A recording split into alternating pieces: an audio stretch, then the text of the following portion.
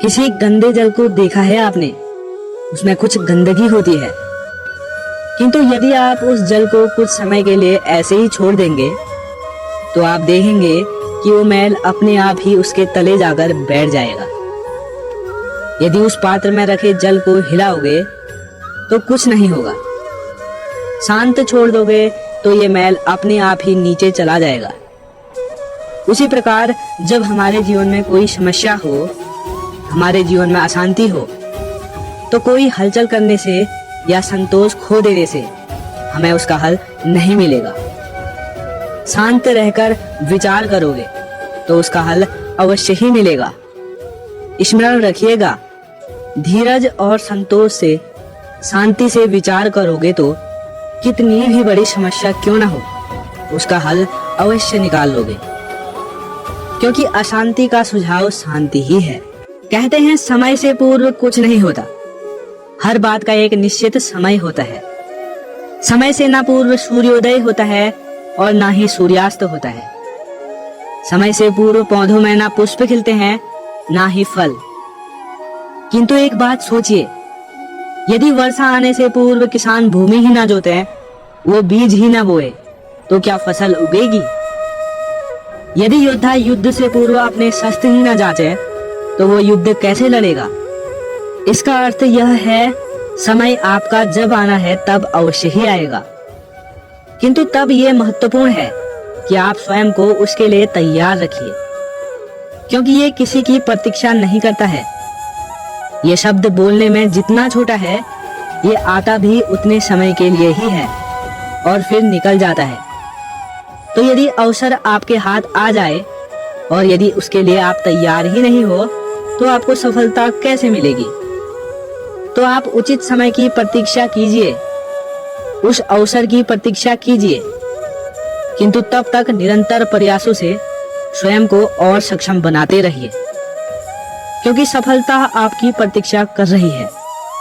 बस उसके लिए तैयार रहिए। मनुष्य को मिली सबसे अद्भुत भेंट ये वाणी ही है जो मनुष्य को संसार में सारे अन्य जीवों से भिन्न बनाती है, संसार में सबसे ऊपर ले जाती है। इसी वाणी के कारण हम एक दूसरे से संवाद कर सकते हैं। मैं अपनी मन की भावनाएं किसी से व्यक्त कर सकता हूँ, कोई और उसके मन की भावनाएं मुझसे व्यक्त कर सकता है। ये वाणी ही हमारे सबसे बड़ी ढाल भी है।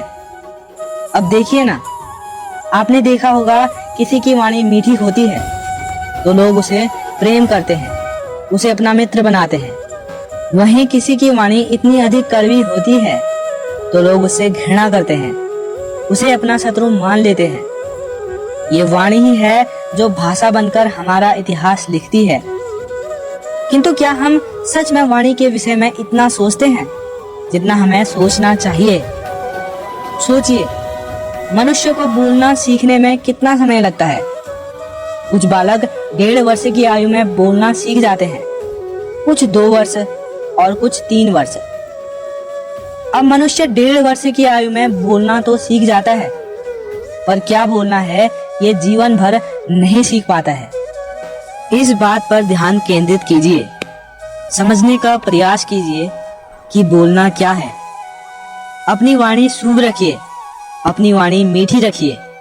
हम में से कई लोग अक्सर स्वयं को हारा हुआ मान लेते हैं, सोचते हैं अब तक इतने प्रयास किए कुछ नहीं हुआ, कदाचित आगे भी कुछ नहीं मिलेगा, और इसलिए अपने जीवन का सारा बोझ किसी और के कंधों पर डाल देते हैं, स्वयं पर विश्वास ही खो देते हैं। क्यों नहीं समझ पाते ये बात कि जब तक पांव में कांटा नहीं चुभेगा, व्यक्ति को ज्ञात कैसे होगा कि आगे नीचे देखकर चलना होगा। सूर्य को स्वयं जलना पड़ता है ताकि दूसरों को प्रकाश दे सके। रात्रि के अंधकार से लड़ने के लिए चंद्रमा को आकाश में अकेले चलना पड़ता है। नदी अपनी यात्रा कैसे बनाती है, अपना मार्ग कैसे बनाती है? इन चट्टानों से लड़कर बनाती है। यदि आप स्वयं अपनी सहायता करने में सक्षम नहीं हैं, तो निश्चित रूप से आपका ये जीवन व्यर्थ ही है। स्मरण रखिएगा, इस संसार में अपने जीवन का भार अपने ही कंधों पर उठाना चाहिए। दूसरों के कंधे पर केवल शव यात्रा चलती है और इस संसार में जीवित वही है जो आत्मनिर्भर है। कभी आपने किसी कुम्हार को देखा है एक पात्र बनाते हुए? पहले गीली मिट्टी रौंदता है, फिर उसे मथता है, फिर उसे चौक पर चढ़ाकर एक उचित आकार देता है। यदि आकार ठीक ना हो तो उसे तुरंत ही ठीक कर देता है, क्योंकि उसे ज्ञात है एक बार इसे आग पर रख दिया गया, एक बार इसे पका दिया गया तो फिर उसके पश्चात उसका आकार नहीं बदला जा सकता है। यहाँ पर छिपी है एक सीख। सारे माता पिताओं के लिए यहाँ पर एक सीख है। माता पिता ऐसे ही तो होते हैं। उन्हें अपनी संतान को समय के अनुसार श्रेष्ठ संस्कार देने चाहिए। माता पिता को कभी भी उनका विधाता नहीं बनना चाहिए, किंतु हर समय सदैव प्रयास कीजिए कि उन्हें उचित दिशा दे पाओ। कभी कोमलता से, कभी प्रेम से, तो कभी कठोरता से। उनके जीवन को, उसके व्यक्तित्व को आकार देने का प्रयास करना चाहिए, क्योंकि जिस प्रकार एक बार पकने के पश्चात उस पात्र का आकार नहीं बदला जा सकता, उसी प्रकार आयु बढ़ने के पश्चात संतान के संस्कार नहीं बदले जा सकते। याद रखिएगा, ईश्वर ने बेलों को खड़े रहने की शक्ति नहीं दी। ईश्वर ने यह शक्ति दी है वृक्ष को।